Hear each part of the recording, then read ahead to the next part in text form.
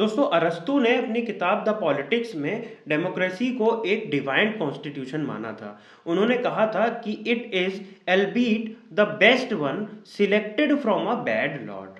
अगर इसे आसान भाषा में कहें तो इमेजिन करिए कि आप किसी भंगार वाले की शॉप से एक एंटीक और रेयर स्पेशल आइटम उठाकर लाए हों। कुछ वैसी सी है हमारी डेमोक्रेसी, जिसमें बहुत सारी खूबियाँ और खामियाँ हैं। खामियां तो हमें आए दिन दिखती रहती हैं, बट खूबियों के ऊपर आज हम बात करेंगे। सबसे बड़ी जो खूबी है डेमोक्रेसी की वो ये है कि यहाँ पे कोई भी इंसान नेता बन सकता है, चाहे वो चाय वाला हो या फिर किसी और कंट्री के ओरिजिन का हो। इसका एग्जांपल्स हमने अभी पीएम श्री नरेंद्र मोदी को देखा, या फिर पीआईओ यानी person of Indian origin Rishi Sunak को देखा, कमला हैरिस को देखा। तो इस तरीके के और भी लीडर्स जो हैं, जो अलग अलग देशों पे रूल कर रहे हैं और वहाँ के टॉप लीडरशिप पे बैठे हुए हैं, आज हम उनके बारे में बात करेंगे। तो बहुत कुछ सीखने को मिलेगा आपको। प्लीज़ वीडियो को अंत तक देखिएगा और लाइक, कमेंट और शेयर करिएगा। तो जैसा कि हमने डिस्कस किया कि डेमोक्रेसी में कोई भी लीडर बन सकता है, चाहे वो किसी भी कास्ट का हो, किसी भी सेक्स का हो, किसी भी कलर का हो, किसी भी क्लास का हो। तो शुरुआत करते हैं यूनाइटेड किंगडम के पीएम ऋषि सुनक से। ओ ये वाले नहीं, ये तो नेहरा जी हैं, ये वाले हैं असली ऋषि सुनक। ये यूके के पहले ऐसे पीएम हैं जो कि इंडियन ओरिजिन के हैं और ये कंजर्वेटिव पार्टी से बिलोंग करते हैं। दोस्तों एक जमाने में कहा जाता था कि ब्रिटिश एम्पायर का सन कभी भी सेट नहीं होता है, और ये काफ़ी हद तक सही भी था क्योंकि ब्रिटिश एम्पायर था ही इतना बड़ा। बट पिछले कुछ समय से ये सन डूबता हुआ दिखाई दे रहा है, चाहे वो फाइनेंशियल स्टेबिलिटी हो या फिर पॉलिटिकल स्टेबिलिटी हो। तो ऐसे में ऋषि सुनक के ऊपर बहुत बड़ी जिम्मेदारी है यूके को फाइनेंशियली और पॉलिटिकली स्ट्रांग बनाने की। इनकी शादी भारत के टॉप बिलियनियर श्री नारायण मूर्ति के बेटी से हुई थी, जो कि इन्फोसिस के सीईओ थे और फाउंडर भी हैं। अब बात करते हैं पृथ्वीराज रूपन की। इन्हें प्रदीप सिंह रूपन के नाम से भी जाना जाता है। 2019 में मॉरिशस के 7वें प्रेसिडेंट बने थे। हिंदू फैमिली में जन्मे प्रदीप रूपन को आर्य समाज का फॉलोअर भी माना जाता है। हाल ही में बनारस में आकर इन्होंने प्राइवेट विजिट करी थी, जिसमें इन्होंने बहुत सारे मंदिरों में जाकर पूजा अर्चना भी की, और ये प्रवासी भारतीय दिवस कन्वेंशन में 2017 में स्पेशल गेस्ट भी बनाए गए थे। अब बात करते हैं मॉरिशस के ही प्राइम मिनिस्टर की। ये भी इंडियन ओरिजिन के हैं और इनका जन्म यादव कम्युनिटी में हुआ था। इनका नाम प्रवीण जुगनाथ है। इनके पिताजी का जन्म यूपी में हुआ था और इनके पिताजी भी एक प्राइम मिनिस्टर रहे हैं, और इन्हें भी president of India Shri Pranab Mukherjee द्वारा प्रवासी भारतीय सम्मान से नवाजा जा चुका है। जैसे कि मैंने बताया कि इनका जो फैमिली डिसेंट है वो उत्तर प्रदेश से बिलोंग करता है। तो जब ये हाल ही में इंडिया विजिट पर थे तो इन्होंने उत्तर प्रदेश के साथ क्लोजर टाइज बनाने की बात की थी और इंडिया के साथ ओवरऑल बायलैटरल ट्रेड बढ़ाने की बात की थी। ये हैं चंद्रिका प्रसाद संतोखी। साउथ अमेरिका के नॉर्थ ईस्टर्न एंड पर एक छोटे से देश सरीनाम के प्रेसिडेंट चंद्रिका प्रसाद को चांद नाम से भी जाना जाता है। ये इंडो सरीनामीज हिंदू फैमिली से बिलोंग करते हैं।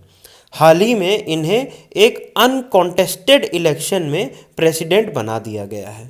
प्रेसिडेंट बनने के बाद इन्होंने वेदों को साक्षी मानकर शपथ ग्रहण करी और इन्होंने वेदों के मंत्रों का उच्चारण भी किया था स्टेज पे ही। इसी बात का जिक्र पीएम श्री नरेंद्र मोदी ने अपने मन की बात की सीरीज में किया था कि एक सरीनामी प्रेसिडेंट वेदों को साक्षी मानकर अपनी शपथ ग्रहण कर रहा है, तो it is a matter of pride for all the Indians. तो अब बात करते हैं अमेरिका की 49th वाइस प्रेसिडेंट कमला हैरिस के बारे में। अमेरिका के अब तक के इतिहास में पहली बार कोई फीमेल वाइस प्रेसिडेंट बनी हैं और पहली ऐसी महिला हैं जो इतने ऊंचे ओहदे तक पहुंची हैं। एक तमिल ब्राह्मण फैमिली से बिलोंग करने वाली हैरिस डेफिनेटली महिलाओं के लिए एक बहुत बड़ी इंस्पिरेशन है। हालांकि ये अपने फादर साइड के लीनियज को ज़्यादा प्रमोट करते हुए दिखाई दी हैं, जो कि अफ्रीकन अमेरिकन डिसेंट की हैं। ये हैं पोर्टुगल के प्राइम मिनिस्टर एंटोनियो कोस्टा। इनका जन्म गोवा की एक फैमिली में हुआ था। इनके पास OCI यानी ओवरसीज सिटीजन ऑफ इंडिया का प्रिविलेज भी है, जिसके अंतर्गत ये और इनकी वाइफ जब तक चाहें इंडिया में रह सकते हैं और काम कर सकते हैं, बस वोट करने का अधिकार नहीं है। 2017 में इन्हें भी प्रवासीय भारतीय सम्मान से नवाजा गया था। गोवा में अपने से छोटों को बाबुश के नाम से जाना जाता है और इसी वजह से ये पोर्टुगल में बाबुश के नाम से भी फेमस हैं। ये हैं मोहम्मद इरफान अली। ये गयाना के प्रेसिडेंट हैं। गयाना साउथ अमेरिका के नॉर्थ एंड पर एक छोटा सा देश है। 9 जनवरी 1915 को गांधी जी साउथ अफ्रीका से वापस मुंबई आए थे और इसी याद में हर साल प्रवासीय भारतीय दिवस मनाया जाता है।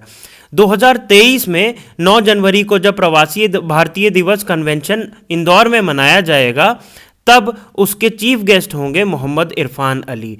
9 जनवरी 2023 में प्रवासी भारतीय दिवस का ये कन्वेंशन 17वीं बार मनाया जाएगा। तो चलिए लगे हाथ ये भी जान लेते हैं कि जब भी कोई भारतीय मूल का व्यक्ति प्रेसिडेंट या प्राइम मिनिस्टर जैसी गरिमामय पद या पोजीशन पर पहुंचता है, तो क्या वो भारत या भारतीयों के प्रति कोई भी फेवर्स दे सकता है? तो मेरे हिसाब से ऐसा नहीं हो पाता है, क्योंकि जो भी व्यक्ति वहां पर पहुंचा है उसको सबसे पहले रिस्पॉन्सिबल होना पड़ता है, अकाउंटेबल होना पड़ता है अपने देश की जनता के प्रति। दूसरा, उसके ऊपर सबसे बड़ा प्रेशर होता है उसकी कंसर्न्ड पॉलिटिकल पार्टी का। हाल ही में एग्जाम्पल्स देखते हैं, जैसे ऋषि सुनक का एग्जाम्पल देखें तो जब अभी इंडिया पाकिस्तान का मैच हुआ था और उस मैच के बाद इंग्लैंड में दंगे भड़क गए थे, तब ऋषि सुनक की ही टीम की एक मेंबर ने अनकंट्रोल्ड इमिग्रेशन के बारे में बात की थी और उसमें भी इंडियंस को ब्लेम किया था। और अक्सर इंडियंस के बहुत ज्यादा नंबर्स में पहुंच जाने पर वहां पे बातें होती हैं। तो अब बात करते हैं बिजनेस की। क्या ऋषि सुनक इंडिया को बिजनेस के पॉइंट ऑफ व्यू से किसी प्रकार का प्रॉफिट पहुंचा पाएंगे?